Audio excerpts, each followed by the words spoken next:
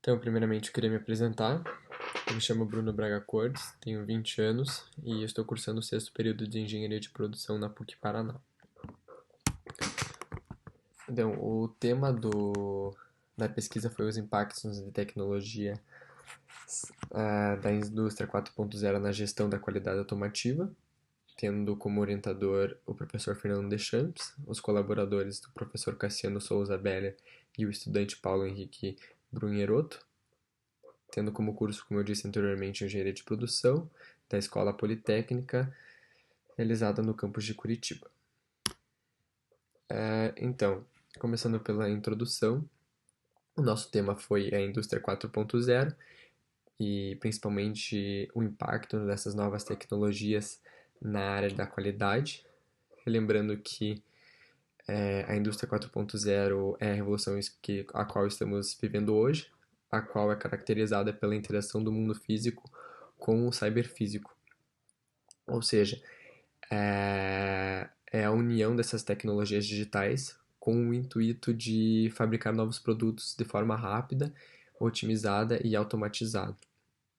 Então, o objetivo geral da pesquisa foi avaliar essa implementação e ela foi avaliada em duas empresas automobilísticas situadas na região de Curitiba. A base teórica foi o protocolo baseado nas três dimensões propostas por Pettigrew, e o método foi os dois estudos de caso com essas duas empresas, sendo a primeira com a implementação de um software de Business Intelligence e a segunda da implementação de um equipamento de fotogrametria, que serviram como processo de decisões na área da qualidade dessas empresas, consequentemente.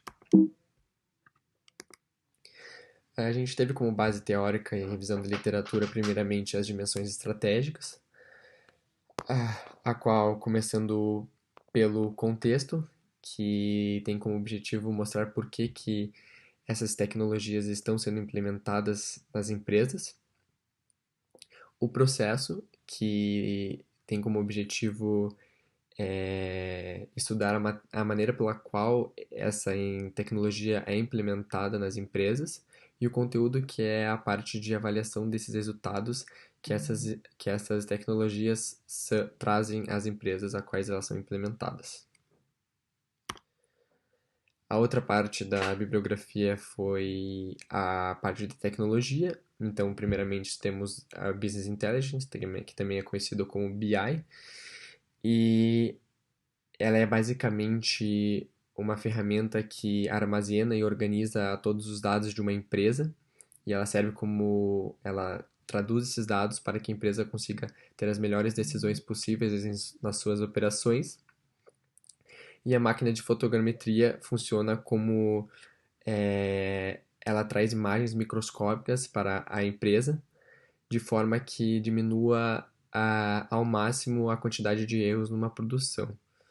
Então a empresa faz essa medição através dessa máquina e ela acaba diminuindo os erros de produção. Isso é muito utilizado hoje em dia, principalmente nas empresas automobilísticas, para averiguar ao máximo o menor erro possível que pode ter em cada peça de um automóvel.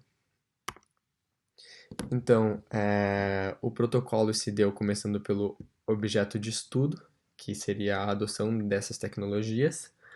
Então, após isso, tem as dimensões estratégicas, como eu disse anteriormente, sendo o contexto, o processo e o conteúdo.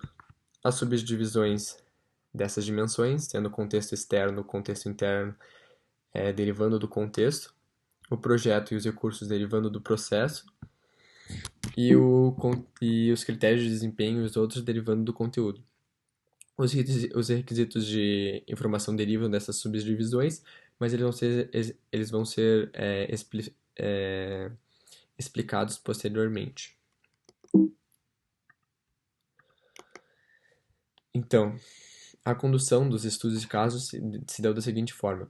Primeiramente, houve a coleta de dados, a qual se deu por entrevistas online e também por formulários para obter os dados que a gente não conseguiu tão efetivamente nessas entrevistas.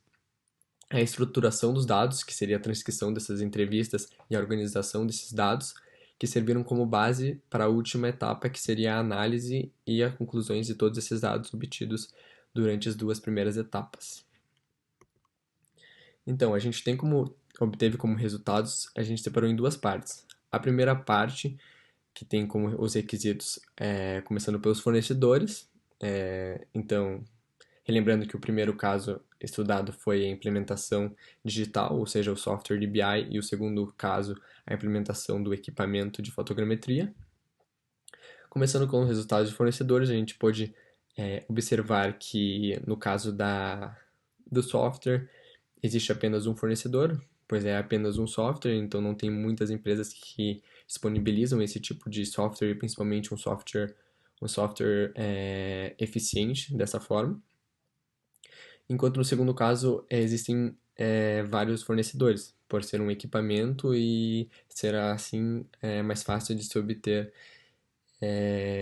fornecedores. Quanto à cultura organizacional, a gente pode observar que as duas empresas, os dois casos, eles promovem e incentivam essa inovação, então eles sempre quiseram implementar essas novas tecnologias.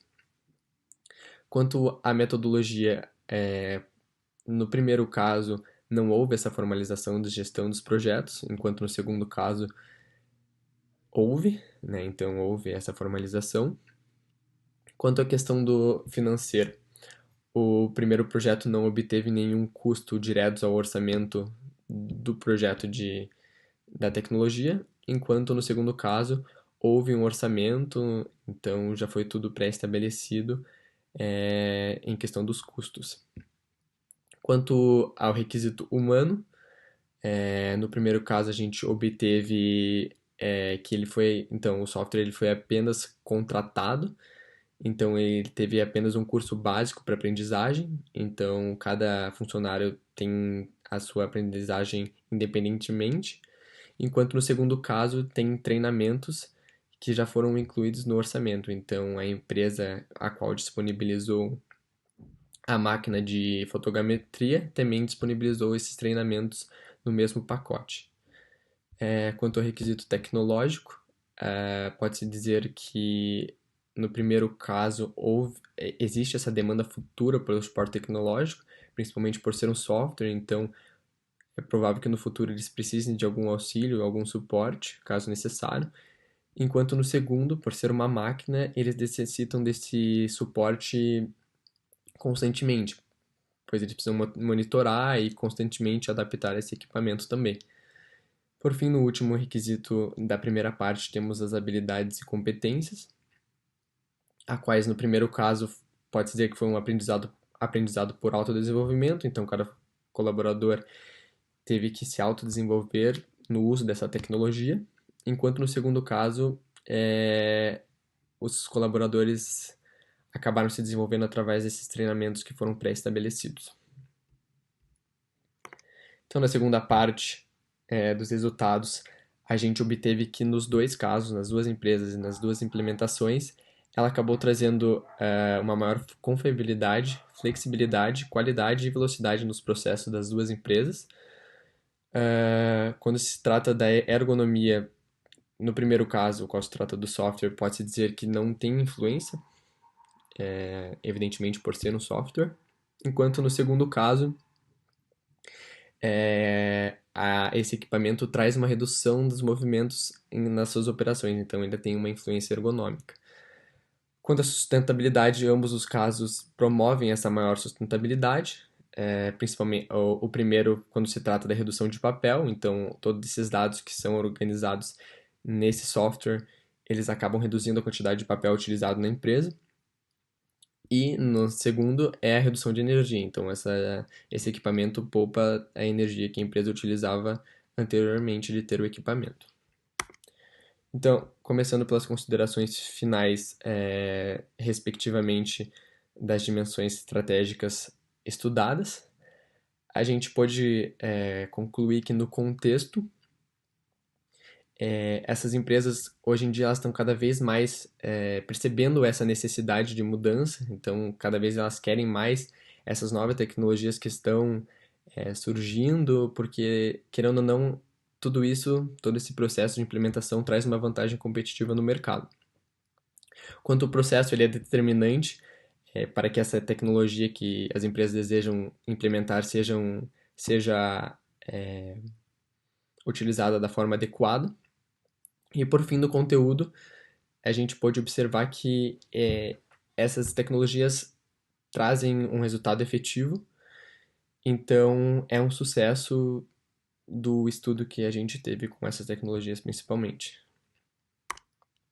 Por fim, nas considerações finais quanto ao projeto, a gente pode concluir que o objetivo foi atendido, pois a gente conseguiu avaliar o contexto macro e micro das duas empresas, e a gente conseguiu também, consequentemente, avaliar as consequências dessa implementação da tecnologia nos processos de ambas as empresas.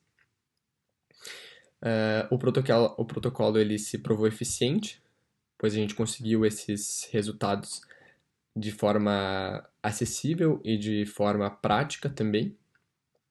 E pode concluir que as limitações que a gente teve na nossa pesquisa foram apenas recorrentes da pandemia, pois o que aconteceu? A nossa coleta de dados poderia ter sido muito mais eficiente se a gente pudesse ter essas visitas presencialmente. Então, se a gente tivesse o contato presencial nas empresas e realmente vendo essas tecnologias funcionarem, consequentemente, a coleta de dados seria mais eficiente do que sendo feita por entrevistas online, como foi feita teoricamente.